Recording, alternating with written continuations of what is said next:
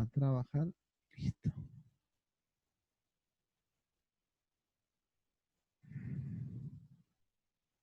Muy bien, muchachos.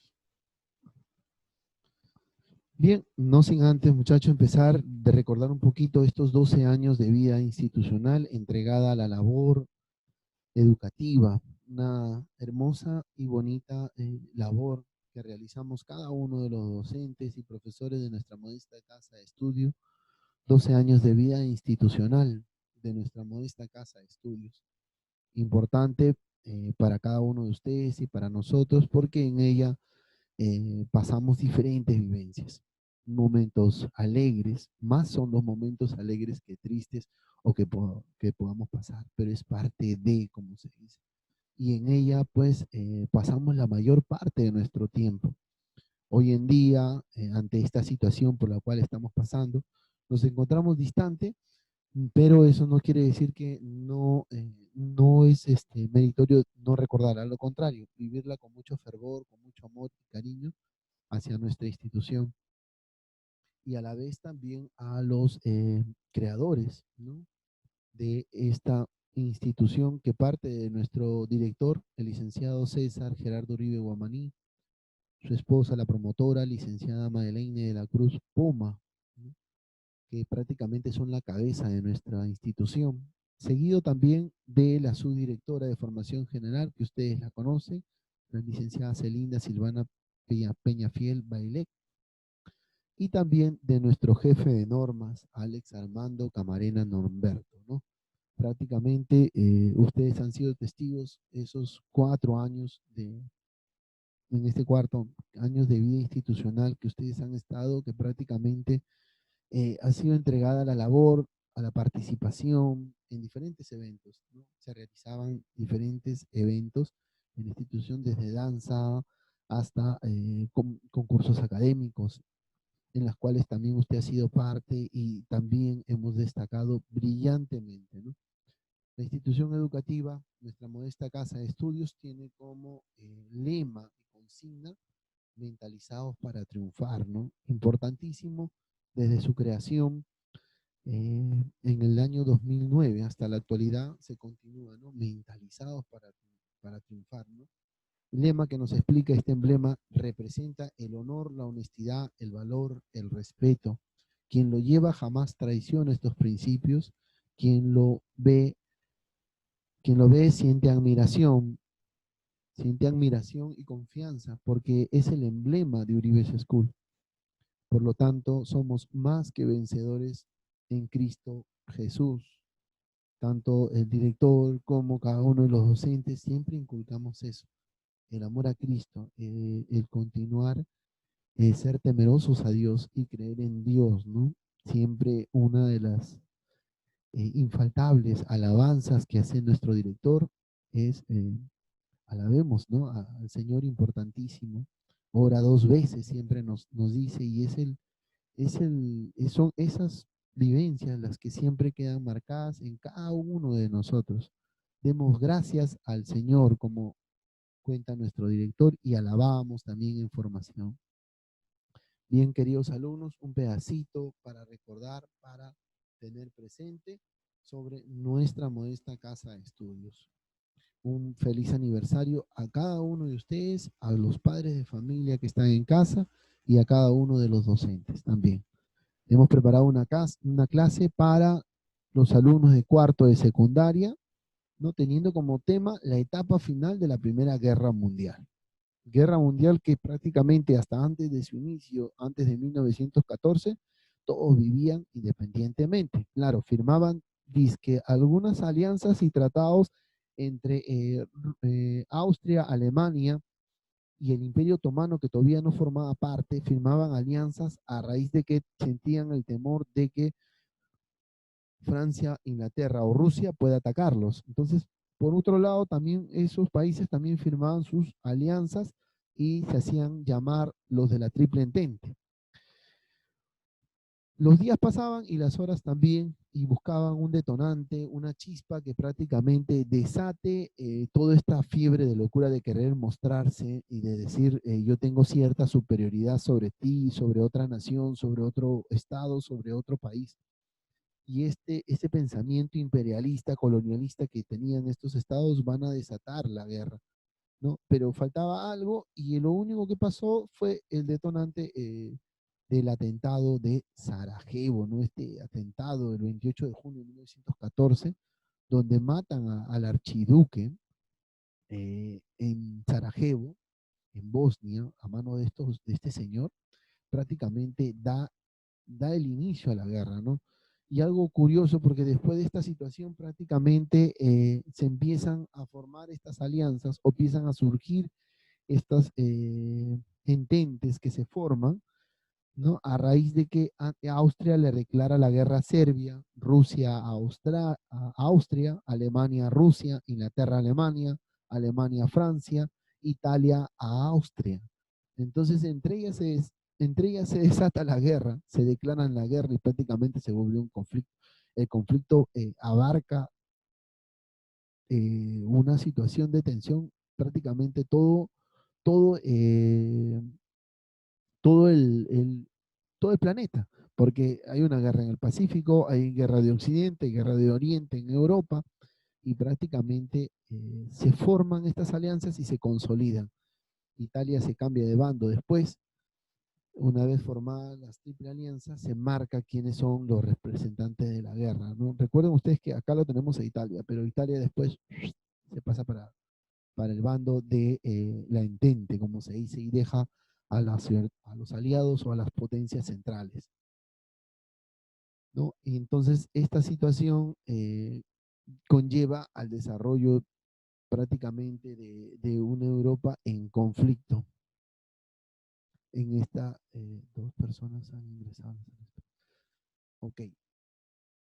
Se inicia el desarrollo de la guerra a raíz del atentado y durante todo ese territorio estos estados se declaran la guerra. Se declaran la guerra. Vamos a aceptar acá a sus compañeros. Listo.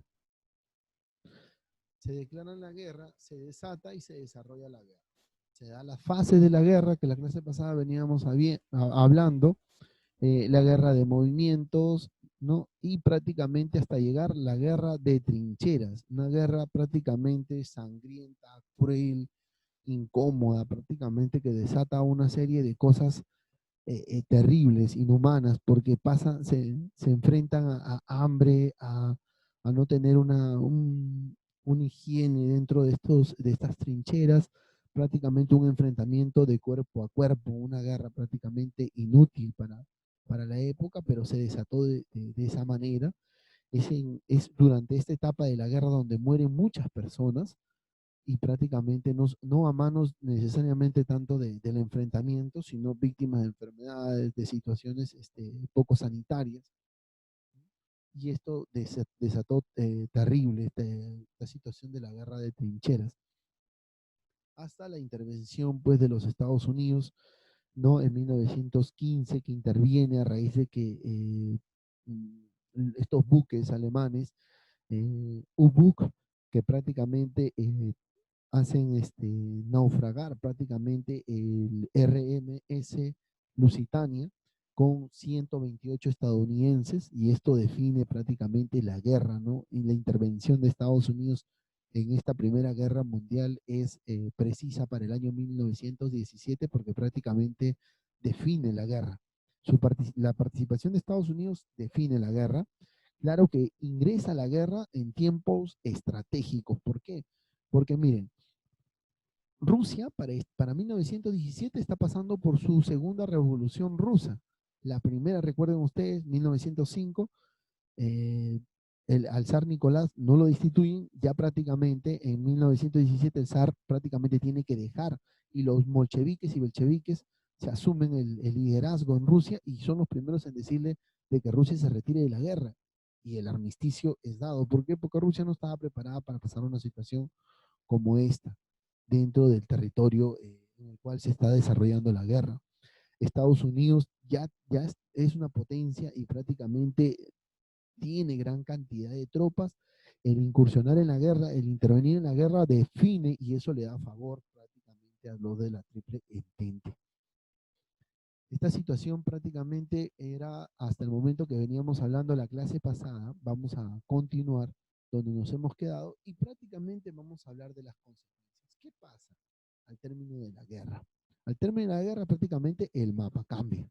Antiguamente tenemos este mapa de acá que está dividido, se va a fraccionar Alemania y va a cambiar, ¿no? En la actualidad tenemos así y prácticamente cómo se divide el mapa de Alemania y prácticamente Alemania queda descrebajada, prácticamente queda eh, tripartida, cuadripartida y el territorio queda invadido, ¿no? Prácticamente por Rusia, estadounidenses, británicos, franceses, italianos. La que menos territorio tiene va a ser Italia. Italia tiene menor territorio, o sea, es la menor beneficiada en este reparto, ¿no?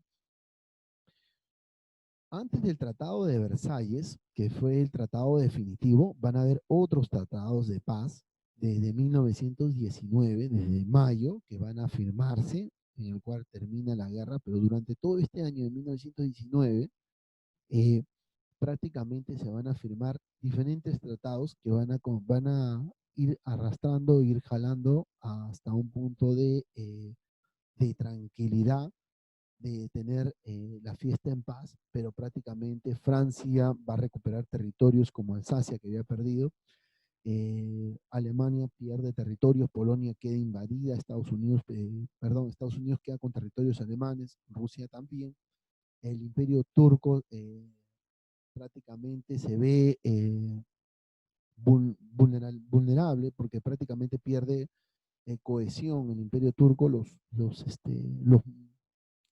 musulmanes, los árabes, pierden cohesión en esta Primera Guerra Mundial y prácticamente también tienen las horas contadas, este imperio turco, que venía desde años anteriores siendo prácticamente un imperio poderoso, ¿no? Llegó a dominar casi prácticamente la península hispánica, la península de Anatolia también, y parte de los países árabes, como se dice.